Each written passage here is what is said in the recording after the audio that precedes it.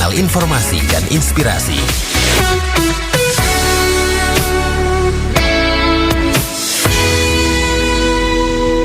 Masih bersama Pro 1 RRI ND di Florata pagi ini ya, dari kawasan Duren ND masih bersama saya Nia dan rekan operator Rian Valengrianus.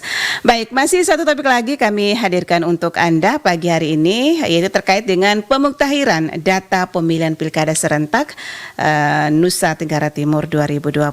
Di ujung telepon sudah bersama kita Bapak Lodovik Frederick ST, anggota KPU Provinsi NTT, Ketua Divisi Perencanaan Data dan Informasi.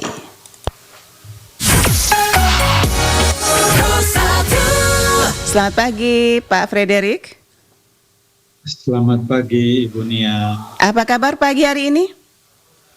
Puji Tuhan, baik Bu. Oke, cuacanya bagaimana di Kupang? Bersyukur hari ini, pagi ini ceria. Cerah ceria ya, oke. Baik, ya. Semangat juga ya, kita pagi hari ini cerah ceria melaksanakan aktivitas, begitu ya Pak Frederick.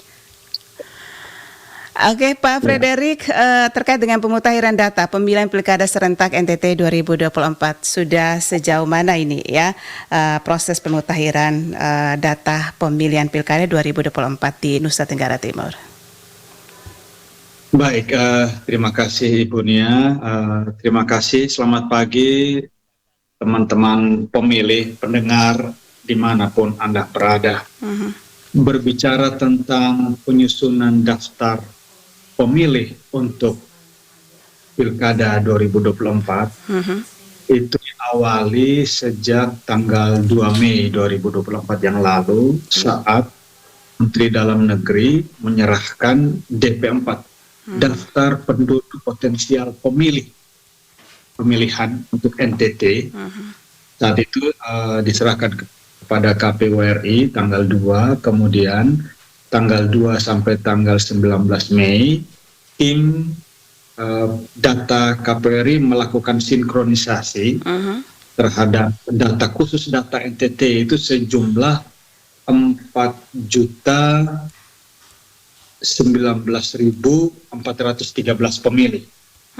DP4 yang diserahkan oleh Kemendagri kepada KPU RI khusus pemilih NTT sejumlah 4.019.413. Data ini kemudian pada tanggal 2 Mei sampai tanggal 18 Mei dilakukan sinkronisasi oleh tim data KPU RI, disinkronkan dengan data pemilih tetap pemilu 2024 NTT. Seperti kita ketahui bersama, DPT pemilu 2024 NTT berjumlah 4.008.475. Hasil sinkronisasi data ini ternyata ada penurunan sejumlah 48.000 lebih.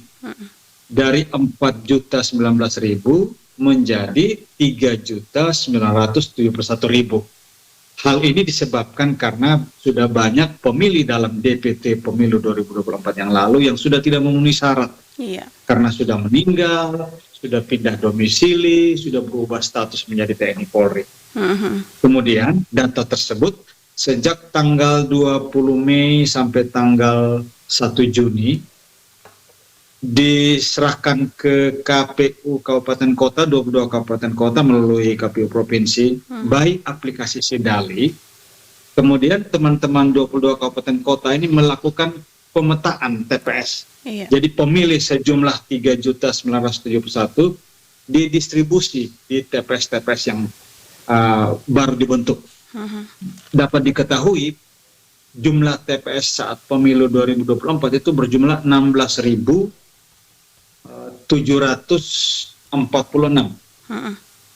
Namun kali ini hasil pemetaan TPS oleh teman-teman 22 kabupaten kota tersisa 9.715 TPS. Hal ini disebabkan karena berdasarkan peraturan KPU tentang pemutahiran data pemilih untuk pilkada, jumlah pemilih dalam satu TPS maksimal 600. Sementara pemilu kemarin, pemilu 2024, jumlah pemilih setiap TPS itu maksimal 300. Itu sebabnya terjadi penurunan dari 16.000 menjadi 9.000. Demikian Ibu Nia sementara.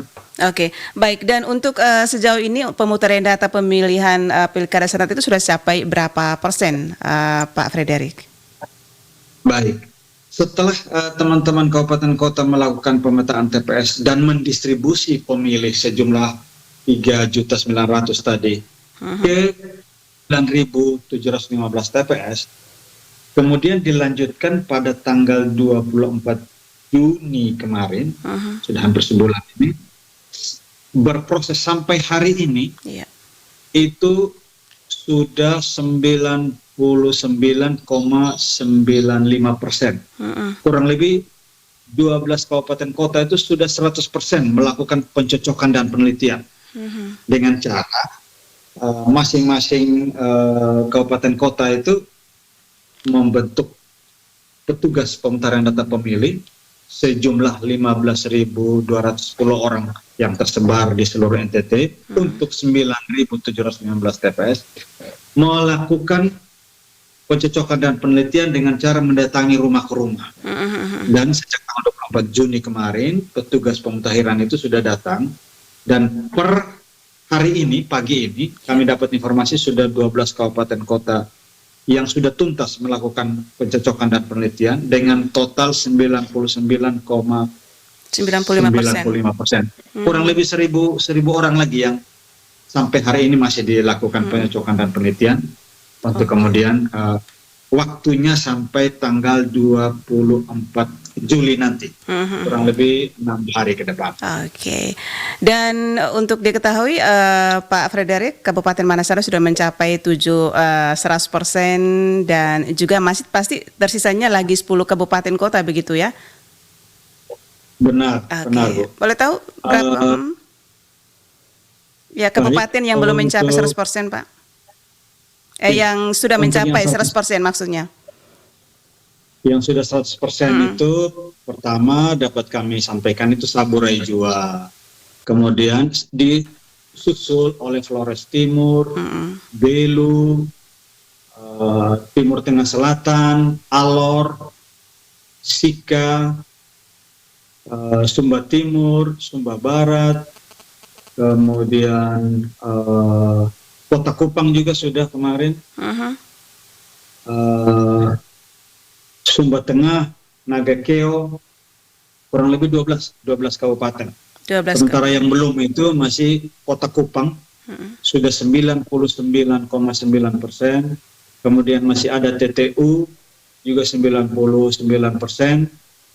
kemudian masih ada yang sementara berproses Kabupaten Ende dan Ngada, ada Manggarai Timur, kemudian ada Sumba Barat Daya, dan Malaka. Kami harapkan hari ini teman-teman sudah bisa merampungkan pencocokan dan penelitian ini menjadi 100% sehingga dapat dilanjutkan dengan kerja-kerja tahap berikutnya. Demikian Ibu Nia. Ya, Pak Frederick, untuk meningkatkan proses coklit ini kira-kira apa yang akan dilakukan atau langkah apa yang akan dilakukan oleh KPU NTT untuk mempercepat? Oke. Proses ini sudah kami lakukan sosialisasi setelah teman-teman 22 kabupaten kota melakukan pencocokan dan penelitian 100% yang targetnya sampai tanggal 24. Kemudian 25 Juli sampai tanggal 31 Juli, teman-teman penyelenggara tingkat PPS yang berada di 3.442 desa kelurahan se-provinsi NTT akan menghimpun dan merekap hasil coklit dari Pantarlih. Untuk kemudian pada tanggal 1 Agustus nanti mereka melakukan rapat pleno rekap hasil coklit di tingkat desa kelurahan. Dilanjutkan pada tanggal 5 Agustus dilakukan rekapitulasi di tingkat kecamatan, 315 kecamatan, dan kemudian pada tanggal 9 Agustus itu rekap melalui pleno di tingkat kabupaten kota. Untuk kemudian data hasil coklit ini menjadi daftar pemilih sementara. Daftar pemilih sementara ini kemudian akan diturunkan lagi ke publik, dilakukan uji publik mulai tanggal 18 Agustus sampai tanggal 28 Agustus, kurang lebih 10 hari. untuk meminta tanggapan masyarakat untuk memastikan apakah namanya sudah ada sebagai pemilih dalam daftar pemilih sementara atau belum. Kalau belum, dapat diinformasikan ke kami, dapat disampaikan baik kepada petugas di desa kelurahan, di kecamatan maupun di KPU Kabupaten Kota. Jikalaupun tidak mau melakukan pendaftaran secara mandiri, itu bisa dilakukan baik HP Android dengan cara mengecek NIK-nya lewat cek DPT online kpu.go.id by HP-nya, Android-nya, untuk kemudian memastikan apakah kita atau teman-teman pemilih atau pendengar sekalian sudah terdaftar sebagai pemilih atau belum. Jikalau belum, dari cek DPT online itu kita dapat informasi belum, ada fitur untuk kita dapat melakukan pendaftaran mandiri. Kalau kita mau melakukan secara mandiri, atau kita bisa mendatangi petugas-petugas di kelurahan, desa, di kecamatan atau di kabupaten kota. Untuk masanya dilakukan perbaikan sejak tanggal 18 Agustus sampai 28 Agustus. Kemudian daftar pemilih sementara tersebut dihimpun, direkap untuk menjadi daftar pemilih sementara hasil perbaikan. Iya. Ini nanti akan dilakukan pleno berkelanjutan dari tingkat desa pada tanggal 5 September, kemudian tingkat kecamatan tanggal 9 September, untuk kemudian diplenokan tingkat kabupaten kota menjadi daftar pemilih tetap antara tanggal 14 September sampai tanggal 21 September. Apabila sudah ditetapkan sebagai pemilih dalam daftar pemilih tetap, ini akan menjadi acuan bagi KPU Kabupaten Kota untuk pengadaan surat suara. Karena setiap pemilih, masyarakat pendengar yang didaftar sebagai pemilih, dipastikan ada alokasi surat suaranya di masing-masing TPS pada hari Rabu tanggal 27 November 2027 untuk memilih bupati, wali kota maupun untuk memilih gubernur. Demikian Ibu. Iya, dan untuk sejauh ini yang beberapa kabupaten kota itu belum mencapai 100% ya terkait dengan pemutaran data, itu kira-kira apa kendala yang mereka hadapi, Pak Frederick? Oke, baik. Hasil pantauan kami harusnya sudah, namun diketahui ada beberapa kendala non teknis di lapangan. Antara lain misalnya ada warga masyarakat yang tidak mau didata karena mereka, menurut masyarakat tersebut, mereka pernah dijanjikan oleh pemerintah untuk mendapat bantuan sosial. Kemudian petugas kami tidak diterima karena dianggap sebagai petugas pemerintah sepanjang belum memberikan bantuan sosial yang pernah dijanjikan, mereka tidak mau didata. Ini salah satu contoh. Kena imbasnya salah juga satu ya. Contoh, ya kendala yang kami alami. Hal lain lagi yang menyebabkan sehingga belum 100%, pada saat petugas kami datang, itu tidak menemui penghuni di rumah karena sementara di kebun, sementara di tempat kerja, dan lain sebagainya. Jadi ini kendala-kendala non teknis yang dialami oleh teman-teman Pantarli. Namun kami pastikan dalam waktu hari ini, paling lambat besok, itu sudah dapat kami tuntaskan 100%. Amin ya. Oke. Ya. Baik. Perlu kami sampaikan bahwa dalam proses pencocokan dan penelitian ini berdasarkan mencocokkan data yang kami miliki sebagai daftar pemilih. Faktanya di lapangan ada begitu banyak pemilih atau pendengar yang sampai saat ini belum terdaftar. Karena itu kami masuk kategori sebagai pemilih baru. Ini akan kami masukkan. Jadi kemungkinan bertambah dari jumlah yang ada itu sangat besar.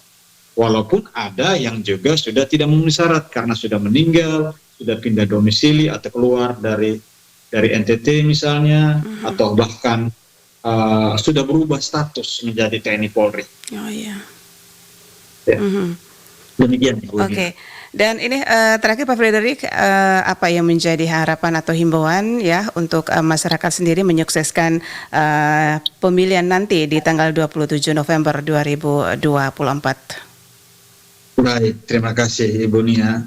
Teman-teman pemilih, biasa kami menyapa seperti itu. Iya. Bapak Ibu pendengar sekalian dimanapun Anda berada, saat inilah waktunya untuk memastikan semua warga masyarakat yang telah memenuhi syarat karena sudah berusia 17 tahun, bukan sebagai TNI Polri, atau kalau belum 17 tahun tapi sudah menikah, itu untuk didaftarkan.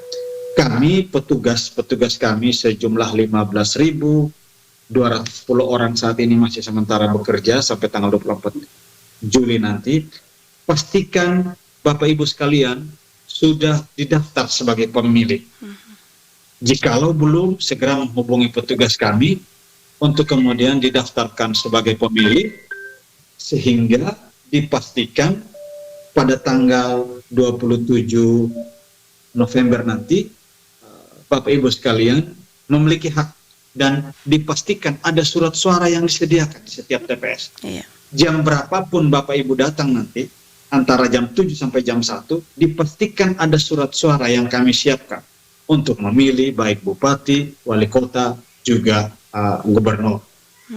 Karena itu kami sangat berharap kerjasamanya dari semua pihak, pemerintah, teman-teman media, semua pihak, agar dapat memastikan bahwa setiap warga negara Indonesia yang telah memenuhi syarat usia 17 tahun, memiliki identitas kependudukan untuk sudah terdaftar sebagai pemilih. Demikian Ibu Nia. Oke, untuk bakal calon sendiri nih, harapannya atau himbauan kepala daerah, wali kota, gubernur, ya, seperti apa Pak Frederick?